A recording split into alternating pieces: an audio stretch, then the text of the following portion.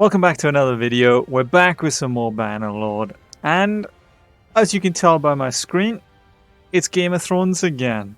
So we took a look at Game of Thrones mod a week or two ago, and it was called Realm of Thrones.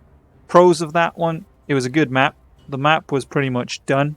It could do with some minor cosmetic changes, like the wall didn't look icy sort of thing, but it was there. And all the characters were pretty much in place with all the factions and stuff. The biggest problem with it was assets. It heavily lacked assets, but it was a good base. And well, now we're taking a look at another Game of Thrones mod. This time it's called The Long Night. It looks like it's a much further in development compared to the last one we looked at. But hey, that's not a problem. Look at Warband. Warband had two massive Game of Thrones mods. I think it was a Clash of Kings and a Song of Ice and Fire, if I remember correctly. Bit of competition doesn't really hurt anyone, and it's nice to have people's different takes on it. But let's jump into The Long Night. We're now in the game, and we've got the map in front of us. And so compared to the last mod, which I said the pros of that one was a pretty good map. So Essos is kind of dead. Not a lot going on over there. Maybe we should take a look at the characters first. We take a look at the different kingdoms. So you got Baratheon. So you got Stannis Baratheon. So we got Stannis Baratheon, who's leader of the Baratheons. His wife, Sir Davos. Melisandre, his daughter. Storm's End. So this would imply Robert's dead, and oh no, what's his name? Renly, his younger brother, is also dead. And as you can see here, we've got Cersei, Jaime, Tywin, the Hound, all Tormund, all serving under. Hold up. Tyrion's a 9-year-old. Wonder if that's to make him look like a dwarf, if he's a child character. Not too sure. But so you got Castle Rock over here, which is a little castle. But in terms of main keeps, so Essos, as I said, it's pretty dead. Compared to the last one, it went all the way over Essos, and we went over to Marine and everything, and we had the Dothraki all the way over there. This time round, maybe it hasn't been the main focus of this mod, so you can't really complain at that. Maybe they were focusing on Westeros more. If we zoom in on King's Landing, so there it seems to be generic. Are these generic models?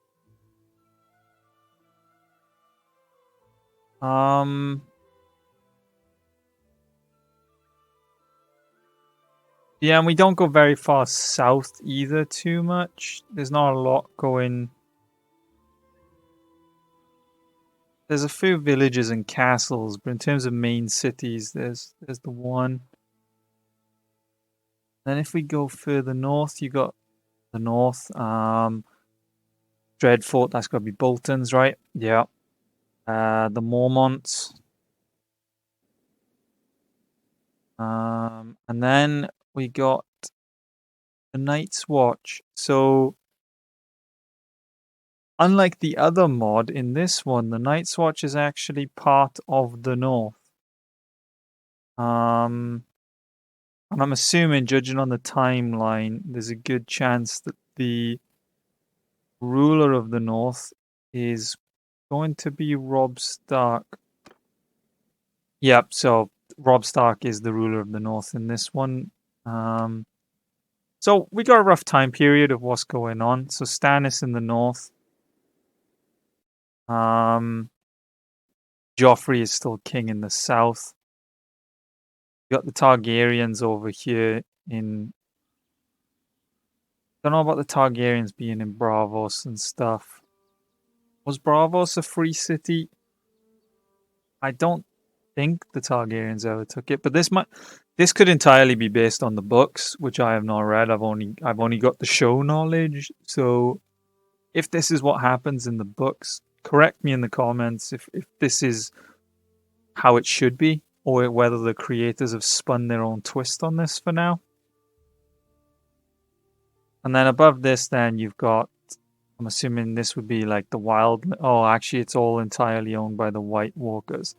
So I don't think wildlands are a thing. It just looks like north of the wall, wildland Walker territory. So here are some of the White Walker troops. We got a white here, and I got to say, the model is fantastic. So, whereas as far as map goes, I think I'm leaning towards the Realm of Thrones in terms of the map and stuff. But as I said in the beginning, that lacks assets. But this one is way further ahead on the assets. And when you got a model that looks like this, it's pretty cool. And then you got the upgraded white warrior. And if we take a look, oh man, looks pretty good. Is this this soldier looks like a Night's Watch guy that's been turned undead. That Night's Watch armor looks similar with being in the black. You got there. Then we got a rot in white. We even have skeleton models in this one. I got it. It looks great, lads. I can't fault any of this. So the White Walkers also have giants on their side, being north of the wall.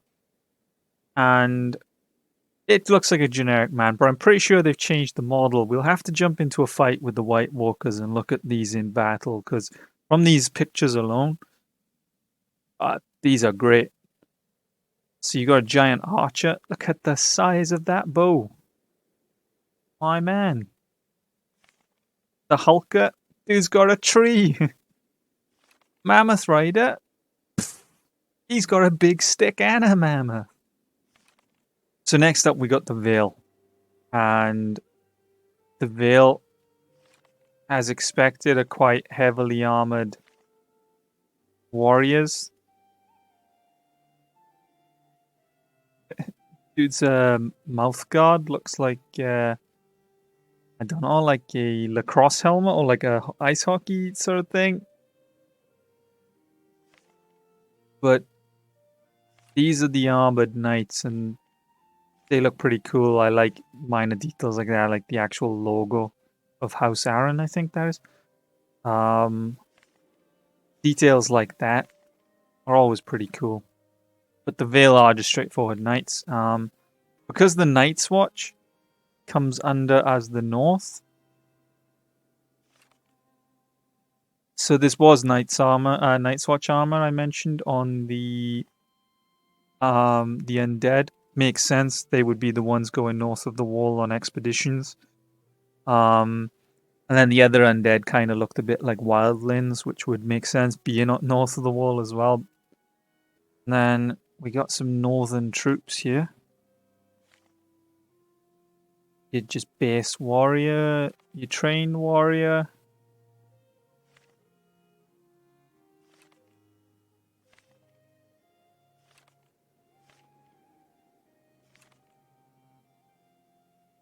Can't fault these troops, they're pretty nice looking troops. So now we got the Targaryens to go through. Targaryens have the Dothraki, as expected, and oh, they got the Unsullied recruits as well included. Oh man, they've even got the helmets. The Unsullied are really well done. This armor looks... Can't fault the armor. I love the helmets. Then you got the Dothraki pretty much all horse riders as expected. I mean, that's what they are. This I don't know about. As I mentioned earlier, with the books, is this a book thing or is this just what they've decided to do? The Golden Company.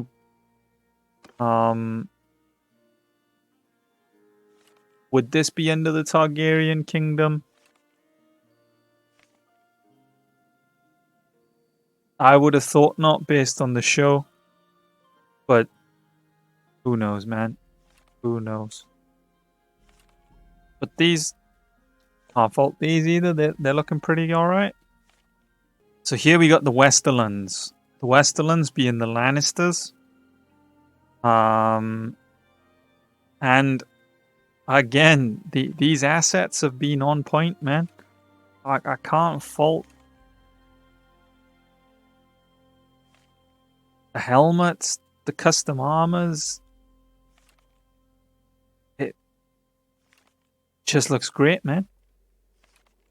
They've really nailed it with the assets on this one, and it's nice to see considering Bannerlord's mods have been... It's been a bit of a struggle with Bannerlord's mods as far as I've heard, with the whole modding tools. There's new versions of the game constantly coming out that tend to break them all. For example, this mod, you have to revert your game back to version 1.5.7. And I think the latest right now is either 0.9 or 0.10. So it's been a bit of a struggle, but it's nice to see an in-depth one like this. We even have the Ironborn with their logo on their armor. But that covers most of the troops in the game. I think what we do now is maybe we attack some White Walkers and see these in-game for ourselves. Oh man, here's one of the White Walkers. And I'm assuming there's some giants behind him. Damn, they're a bit big. So here we have the undead army. Dude's looking a bit funky. But as you can see, they are pretty giant. Having to fight them, I can't imagine it be fun. I wonder what their hitboxes are like. Because I've played a few mods on the Warband days where they altered the size of the player models and stuff. And usually the hitting isn't the greatest. But here's some of the undead warriors as well. And yeah, he looks amazing. This dude looks normal, and then you look down. A bit of an issue going on there. But as you can see, the undead are looking great. Where are the leaders of the undead? Where are the White Walkers? Here we have the White Walkers on their undead horses. Why did that look like a third eye for a moment then? Even the horses, and look at that model, guys. So Warband's mods were great, but the one thing it was lacking, being a 10-year-old game, it didn't look the greatest. But now that we have Bannerlord, some of these mods, give it like a year's time, and some of these mods are going to look amazing.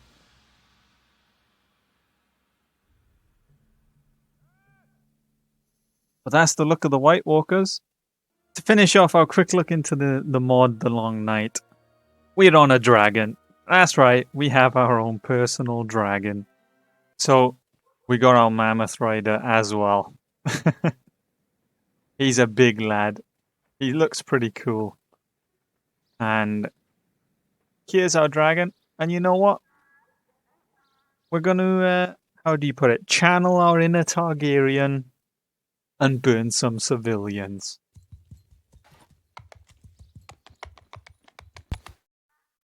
Oh man, we can fly.